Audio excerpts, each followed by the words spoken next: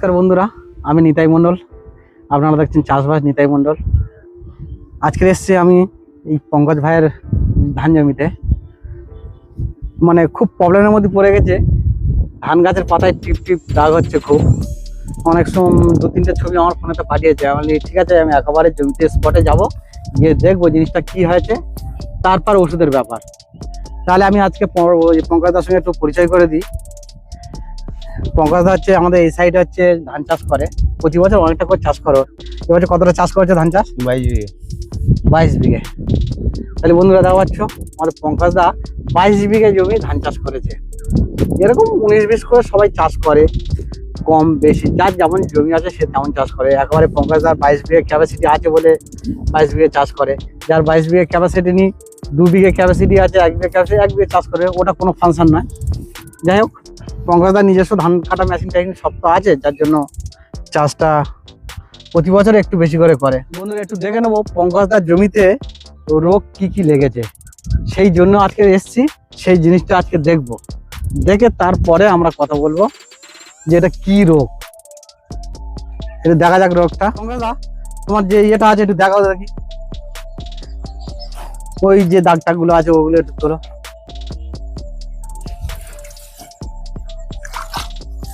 হ্যাঁ, ওই তারপরের গুলো তোলো, তারপর 4-5টা তোলো।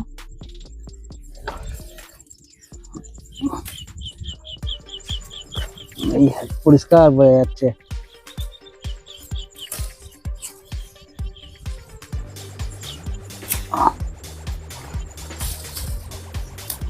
আচ্ছা বন্ধুরা, ভালো করে লক্ষ্য করে দেখো, আমরা দূর থেকে গাছটা দেখছি কিন্তু বুঝতে পারছি না। গাছের রং তো খুব সুন্দর সবুজ, আর গাছ তো ঠেসে গেছে। হ্যাঁ, প্রচুর পাশ কাটি হয়েছে, দেখো পাচ্ছ, পুরো দাগ দাগ দাগ দাগ দাগ দাগ দাগ দাগ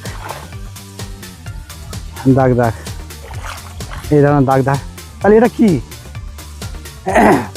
আর এই জমি কিন্তু ওপর থেকে দেখলে কিন্তু একদম বোঝা যাচ্ছে না যে এই জমির কোনো রোগ আছে। ভালো করে দেখো, ঠিক রোগটা যখন একদম ভালো পরিমাণে বেড়ে যাবে তখনই বোঝা যাবে যে হ্যাঁ এই রোগটা এসছিল। তাহলে আমাদের বন্ধুরা কি সচেতন হয়ে চাষ করতে হবে সব সময়। রোগ আসার সাথে সাথে আমাদের তার প্রতিকার নিতে হবে, এটা মাথায় রাখতে হবে। না তো রোগ এসে ঝপ করে খাঁটা বসিয়ে দিল, তারপর ওষুধ মারলাম, উঠে যাবে, অসুবিধা নেই, কিন্তু ওই যে দেবে গেল, ওই দেওয়াটা উঠতে অনেক সময় লেগে যাবে। সে কারণে এরকম রোগ আসার সাথে সাথে তোমার প্রতিকার ব্যবস্থাটা নিতে হবে। তাহলে বন্ধুরা, এবছর কিন্তু আমি বলে রাখি, এবছর প্রধান যে রোগগুলো আসতেছে সেটা হচ্ছে সবচেয়ে বেশি আসতেছে খোলা পচা। খোলা পচাটা আমাদের এই সাইডে আসতে, জানি না কোন সাইডে কি হচ্ছে। আমি বন্ধুদের বলবো যে আমাদের এই সাইডটা খোলা পচা প্রচুর পরিমাণে। এবছর মেন রোগ বলতে গেলে খোলা পচা, তারপরে আসতেছে ঝলসা, হালকা হালকা ঝলসা আসতেছে, মাজরা তো আছে। 3টে তো প্রধান রোগ, তার মধ্যে এবছর খোলা পচাটা প্রচুর পরিমাণে বেশি। তার কারণ খোলা পচা ওয়েদারে আসে সবসময়, জানো তোমরা। আর এইটা যে এসছে, এটা একটু ভালো করে ফলো করে দেখো, এটা কিন্তু ঝলসা আসতেছে, ঝলসা। ভালো করে দেখো, এই যে টিপ দাগ, এই যে টিপ দাগ মানে চোখ চোখ আকারের দাগ, এটা অ্যাকচুয়ালি টিপ নয়, চোখ চোখ আকারের দাগ। এইগুলো আস্তে আস্তে আস্তে আস্তে আস্তে আস্তে বড় হবে, বড় হয়ে এই দাগের সঙ্গে এই দাগগুলো সব জুড়ে যাবে, এই দাগের সঙ্গে এই দাগ জুড়ে যাবে, এই দাগের সঙ্গে এই দাগগুলো জুড়ে গিয়ে পাতাটা পুরো পুড়ে যাবে। তখন তুমি বুঝতে পারবে যে ঝলসা। কিন্তু এই ফার্স্ট টাইমে তোমার ধরতে হবে, তাহলে কিন্তু তোমার কোনো অসুবিধা হবে না। ভালো করে লক্ষ্য করে দেখো, এই যে এখানে একটা বড় দাগ আছে, এই দাগটা অনেকটা বড় হয়ে গেছে, চোখ আকারের, এরকম চোখ চোখ আকারের দাগ হবে, হয়ে সেই চোখগুলো আস্তে আস্তে জুড়ে যাবে, সব চোখগুলো একসাথে জুড়ে যাবে, গেলে পাতাটা পরিষ্কার পুড়ে যাবে, গেলে সেটা বোঝা যাবে পরিষ্কার, তখন ঝলসা। অ্যাকচুয়ালি কিন্তু ঝলসা আসতেছে। তাহলে এই ঝলসার আমরা প্রতিকার ব্যবস্থাটা আমাদের নিতে হবে বন্ধুরা, এটা মাথায় রাখতে হবে যে ঝলসার প্রতিকার ব্যবস্থাটা আমরা ফার্স্ট স্টেজে নেব। ঝলসা একটা ক্রিটিক্যাল রোগ, বিশেষ করে ধানের ক্ষেত্রে ঝলসা একটা ক্রিটিক্যাল রোগ। যেদিন না মারতে পারে, ঝাস করে দেখা যাচ্ছে বসে গেল, এখানে খাঁটা ওখানে খাঁটা ওখানে খাঁটা পুরো বসে গেল। এটা কিন্তু ফার্স্ট টাইমে পঙ্কজদা একটা সচেতন চাষি বলে আমাকে ছবি করে পাঠিয়েছে, এবং হচ্ছে উনিও অনেকটা বুঝতে পারে যে লক্ষণটা কি কি আসছে, যার জন্য ছবি করে পাঠিয়েছে। যার জন্য আমি আর দেরি করিনি, লক্ষণ দেখার সাথে সাথে আমি চলে এসেছি। পঙ্কজদার জমিতে। অ্যাকচুয়ালি বন্ধুরা এটা ঝলসা, তাহলে ঝলসার জন্য আমরা কি ব্যবস্থা নেব এটা আমাদের মাথায় রাখতে হবে। ঝলসার ওষুধ কোনো উল্টো পাল্টা ওষুধ মারলে হবে না, প্রকৃত যেটা ঝলসার ওষুধ আমি সেইটাই মারবো, সঙ্গে জিঙ্ক দেবো। তাহলে আমার ঝলসার ওষুধ কি? টাইসাইক্লোজল 75% WP। তাহলে এই টাইসাইক্লোজল আমরা দিচ্ছি 10 লিটার জলে 10 গ্রাম, আর ওর সঙ্গে জিঙ্ক রিডিয়ে ওটা দেবো 10 লিটার জলে 10 গ্রাম। এই দুটো একসাথে দিয়ে আমি জমিটা স্প্রে করে যাব। তাহলে একবার যদি আমি মারতে পারি কিন্তু এই ঝলসা আর বাড়বে না, ওইখানটায় স্টপ হয়ে যাবে, ওখানে দাঁড়িয়ে যাবে। তাহলে আমার জিঙ্কটা দেবো কেন?